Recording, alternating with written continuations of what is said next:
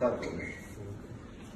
ايوه سيادة المطران، هاي موجودة معنا هلا الاخت سيلفيا، وموجود اخونا توني سلامي وسيلفيا عمون، وموجود بايدي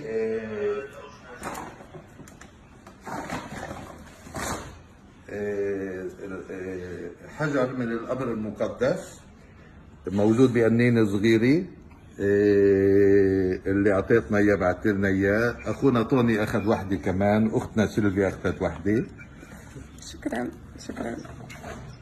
بارك موريس كهنة.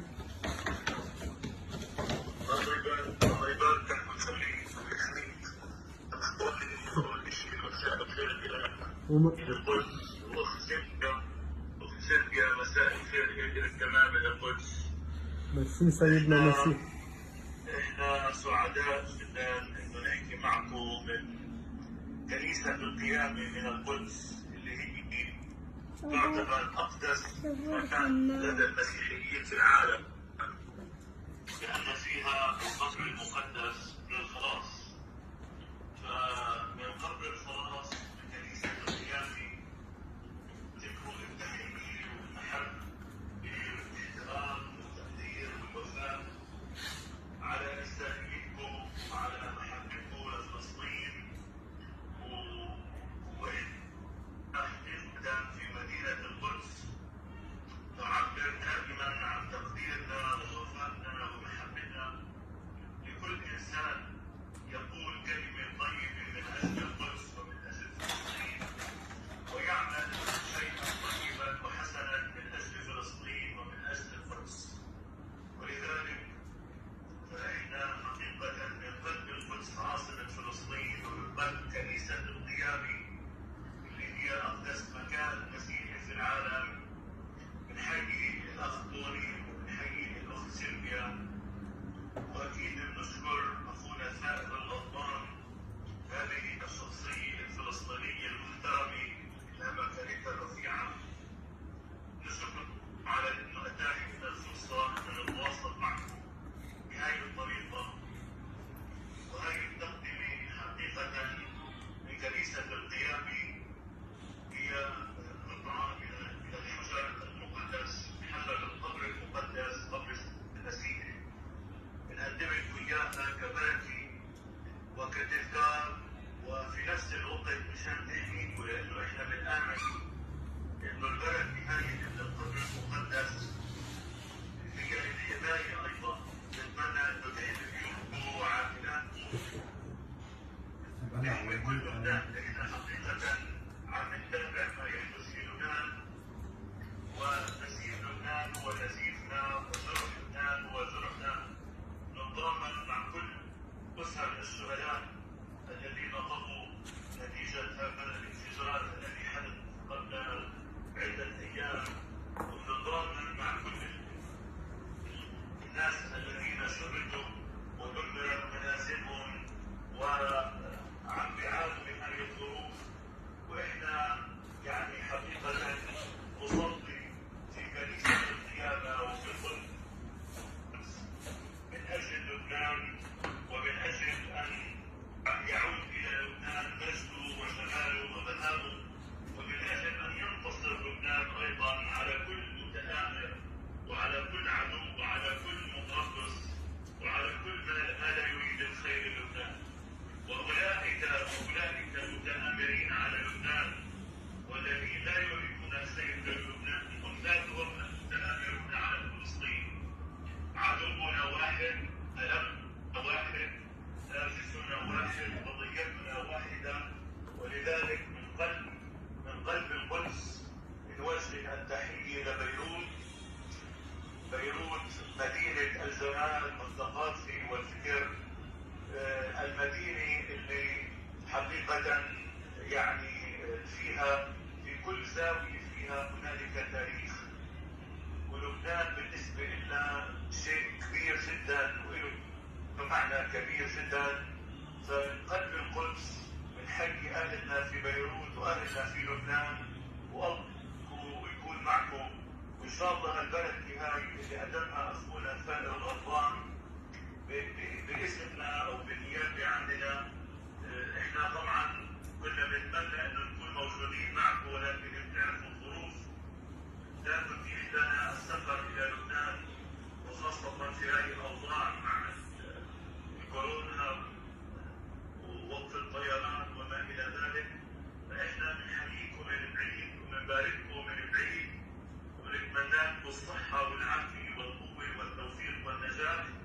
وان شاء الله اخونا نضولي واختنا سيلفيا وكل واحد فيكم له مكانته وله احترامه، تضلوا دائما هيك يعني ناس محترمين واوادم نفتخر فيهم ونعتز فيهم.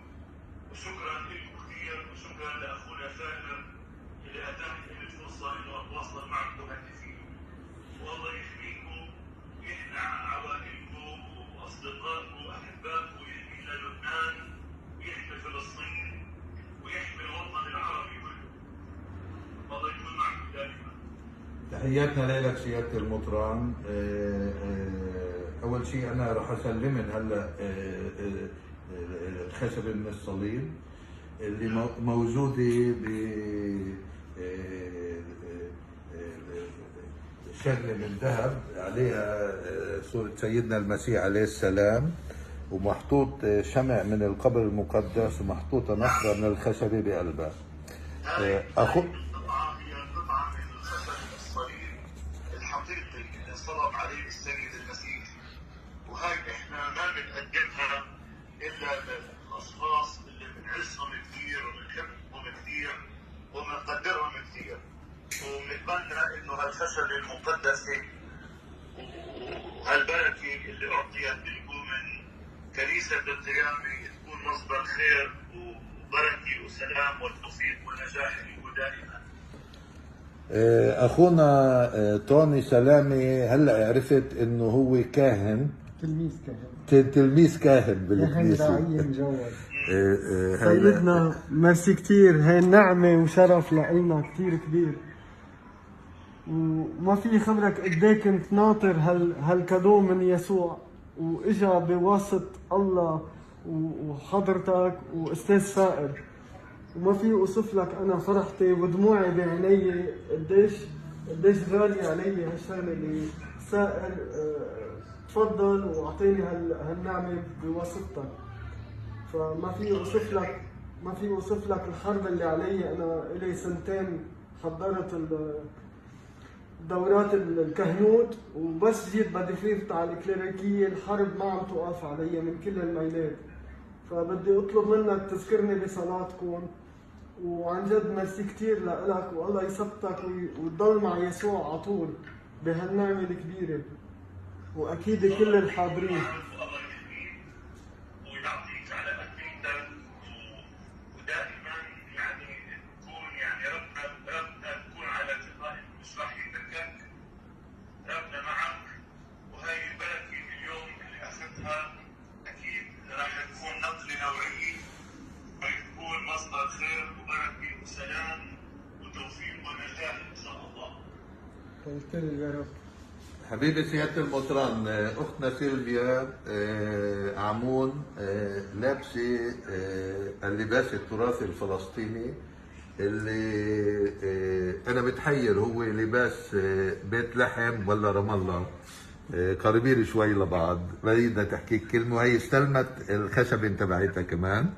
ممتاز، مبروك. أولا سيدنا سلام الشهيد الفدائي الكنعاني الأول السيد المسيح، سلام الوطن. أنا عندي كم سؤال، كتبت نقاط بدي أتوجه لك بالسؤال لأنه ما في حدا جاوبني عليهم. هل الكنيسة خانت السيد المسيح أم من يمثلون المسيح هم من خانوه؟ هل أنا ومن مثلي من تبقى من المسيحيين في هذا الشرق، أم أنني لا أنتمي رغم أنني مسيحية إلى الكنيسة؟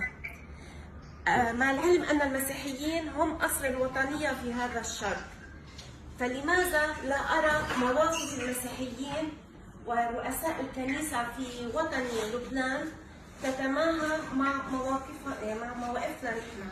لماذا بترك الراعي يصف المقاومة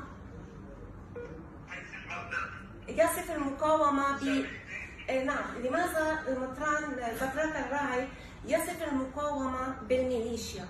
لماذا مطران عودي حضرتك سبق ورديت عليه وغير مطران حويك وغيرهم؟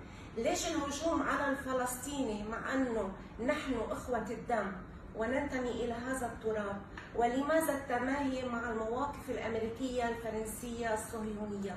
لماذا ينظرون إلى العدو الصهيوني كأنه أمر واقع وكصديق عند البعض؟ ولماذا ينظرون إلى الفلسطيني كأنه عدوهم الأول؟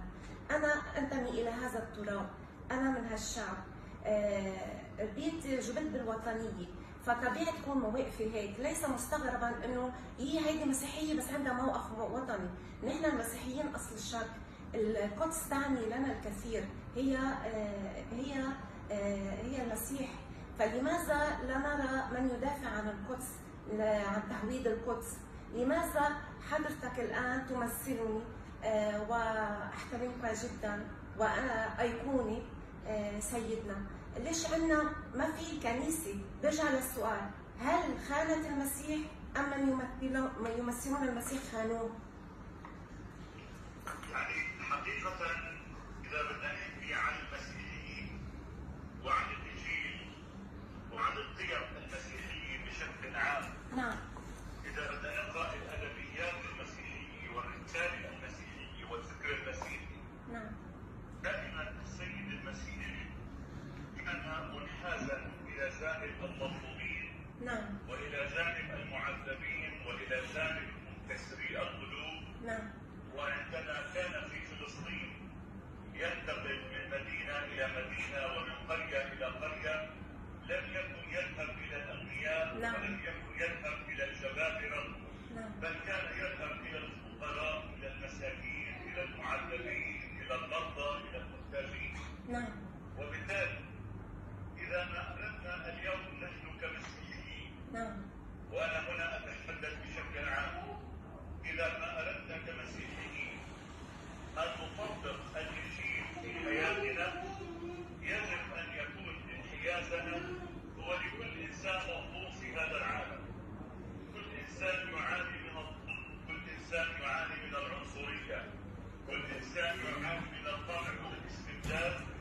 نحن من واجبنا أن نكون صوتا صارخا مناديا بالحق والعدل ونصرا للمظلومين والمعذبين في هذا العالم. فكم بالحري عندما نتحدث عن فلسطين التي هي مثل المسيحية، وأنا أعتقد بأنه واجب على كل، طبعا السؤال هو عن المسيحيين، نعم. واجب على كل مسيحي، واجب على كل مسيحي ايا كان ارثوذكسي، ماروني، غير ذلك. واجب على كل مسيحي ان يدافع عن فلسطين وعن قضيه فلسطين، لان قضيه فلسطين طبعا هي قضيه سياسيه، نحن لا ننكر ذلك. هي قضيه لها ابعاد سياسيه، ولكن هي ايضا قضيه لها ابعاد انسانيه ولها ابعاد اخلاقيه. انها قضيه تمتهن فيها كرامه الفلسطيني وحريته وحقه في ان يعيش في قرية. وبالتالي من واجب كل مسيحي ان يناصر القضيه الفلسطينيه لانها قضيه عادله، ولانها قضيه شعب مظلوم، ولانها قضيه شعب قدم التضحيات وقدم الشهداء وقدم الكثير من اجل ان يعيش بحريه وكرامه في هذه الارض المقدسه. وبالتالي نحن نتمنى ونطالب، نحن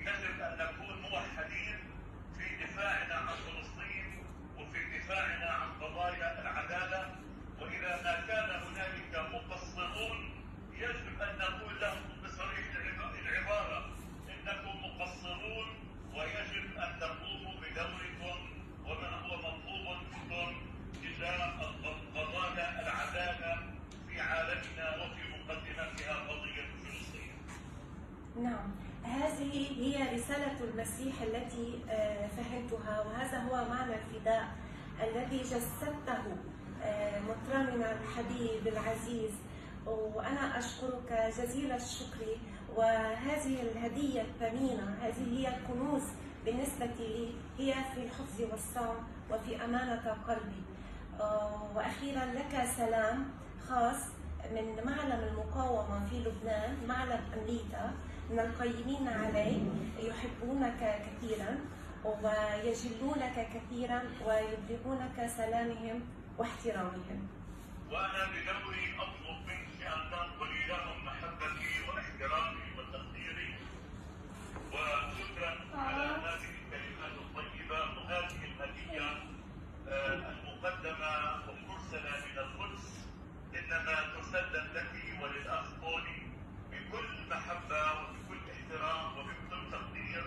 وأنا فخور جدا بهذا الاتصال وفخور جدا بهذا التواصل، وشكرا لكم جميعا.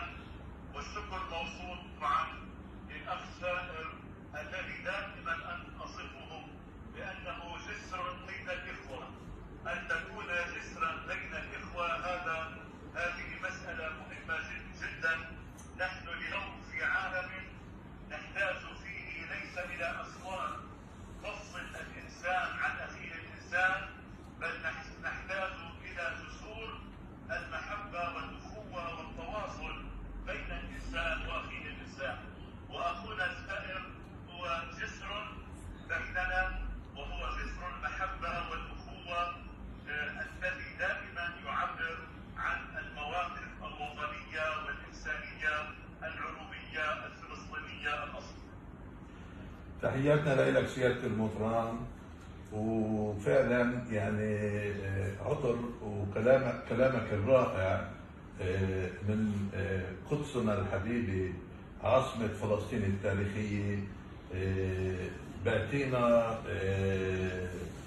دفع كبير جدا لأقول لك إنه أنا إن شاء الله لن أكون جسرا، لأنه كلنا رح نكون عندك هناك. عودتنا قريبة بإذن الله، بدنا نرفع علم فلسطين عاليا خفاقا فوق أسوار وكنائس ومآذن قدس الشريف. كل التحية والاحترام لك سيادة المطران. شكرا جزيلا. أول شيء أنا كمان حابب أحكي كلمة باسمي وباسم أهلنا المسلمين. بقدر أقول باسم أهلنا بكل فلسطين المحتلة وبكل أماكن تواجدهم. نوجه لكم التحية والاحترام، ونوجه تعزيتنا لكم ولكل أهلنا بلبنان. عزائكم هو عزائنا. صراحة أنا الحدث اللي صار زادني أمل كبير جدا إنه عودتنا قريبة، إنه الصهاينة لم ينجحوا بزرع القنوط والإحباط واليأس بنفوس وقلوب شعبنا الفلسطيني اللي مزروع فيه حب وانتماء الوطن المقدس فلسطين، اللي فيه المقدسات الإسلامية والمسيحية، وطن الأنبياء. اللي شفته أنا الدفاع المدني الفلسطيني كان من بداية الانفجار موجود على المرفأ، قاموا بدورهم الكبير. أخونا محمود عطايا ابن خالتي يعني شفته أنا وقاموا بعمل رائع جدا، وضلن لآخر فترة لغاية ما كثروا المنقذين، صار مكان بيقدروا يقوموا بواجب ثاني. الهلال الأحمر الفلسطيني بنفس الوقت ساعد بإجلاء الجرحى، ومستشفيات بيروت ما كانت تقدر تستوعبهم. جابوا عشرات الجرحى على مستشفى حيفا عند مخيم برج البرازني، مخيم الهمشري ومستشفى الهمشري. اللي كان مش مفاجأة، بس مفاجأة إنه عند كل شعبنا موجودة الوقفات التضامنية بغزة على مستوى فريق رياضي أو حدث رياضي بيرفع علم لبنان تضامن مع لبنان. برام الله، بنابلس، ببيت لحم، بساحة كنيسة المهد، بالأقصى، كنيسة القيامة، تم إضاءة كنيسة البشارة بعلم لبنان. تم إضاءة بلدية الخليل بعلم لبنان. تم إضاءة بلدية عرابة بإرادة منار عرابة الكتوف قضاء عكا بعلم لبنان. تم إضاءة فريق الرياضي تبع سخنين، هو الفريق الرياضي الأول عندنا بإرادة منار بأول مباراة له كان علم لبنان مرفوع ووقف وقفة تضامنية مع لبنان. بعد الانفجار بشي 4 ساعات اخونا محمد بركه رئيس لجنه المتابعه اللي هي بتحوي جميع الاحزاب والتنظيمات الفلسطينيه الوطنيه داخل اراضي 48. لما نقول اراضي 48 بنقول عكا، حيفا، يافا، الناصري، طبريه، صفد.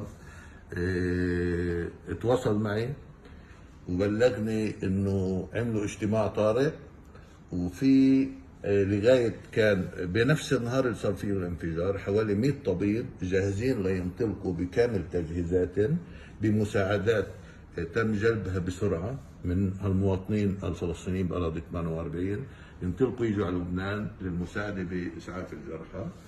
وتم التواصل فعلا مع وزير الصحه هون لترتيب هذا الموضوع. وزير الصحة بلغنا انه عن طريق صديق لنا تواصلنا معه انه ما بحاجة لجسم طبي لانه موجود هذا. فاطلقوا حملة إغاثة للبنان. حملة الإغاثة موجودة بكل مدينة وبكل قرية بالأحياء، وأهلنا عم يتبرعوا بسخاء هناك، ومددوا حملة الإغاثة لغاية نهار السبت. راح يبلغني قديش المبلغ راح يكون هناك. راح يقدروا يوصلوه فقط عن طريق الصليب الأحمر. مع العلم الاحتلال الصهيوني ضوى علم لبنان، يعني زي ما بيقولوها انه بقتل قتيل وبيمشي بجنازته.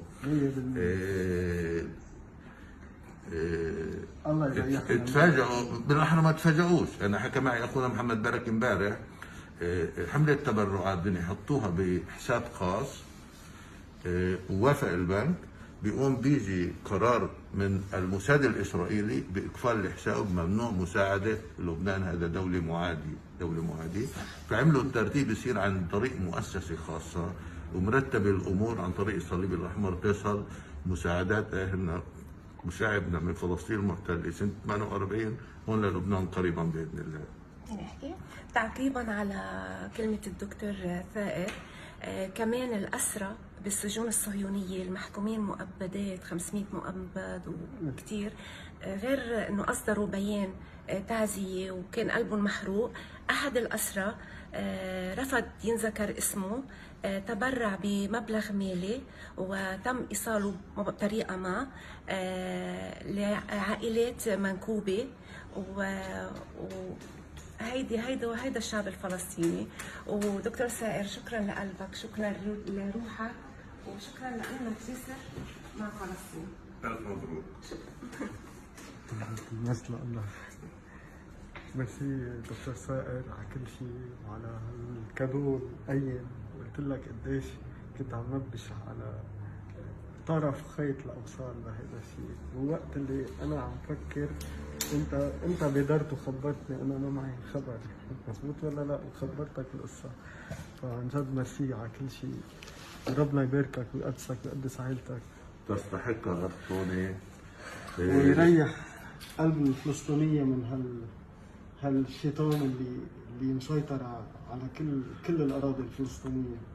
ان شاء الله المستقبل لنا وعودتنا قريبه، وهذه قناعه كامله موجوده. امين مولا، امين مولا. يعني انا يعني تفاجأت بنتي بعد الانفجار بيومين، قالت لي بابا بدي اطلب منك طلب. قلت لها احكي حبيبتي. قالت لي بدي انزل انا واحمد اخوي ابني يعني واصحابنا نساعد بازاله الركام ونفتش على المفقودين، وبدها فلوس لتشتري مكنسه وجابوا رفش وامنت لهم هن.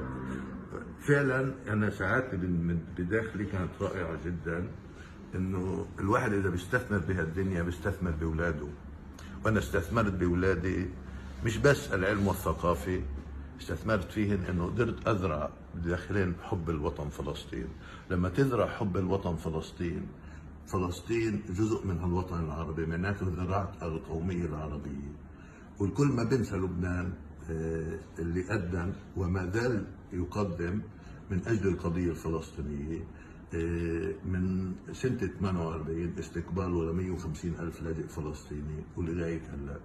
وكل اللي عم بصير بلبنان مش زي ما بيحكوا البعض انه بسبب الفلسطيني، لا، هذا ثمن وقوف الجزء الاكبر من اللبنانيين الاحرار في هذا البلد مع قضيتنا الفلسطينيه العادله، عم بدفع الثمن لبنان، مش الفلسطيني اللي عايش بالمخيم هو السبب ابدا.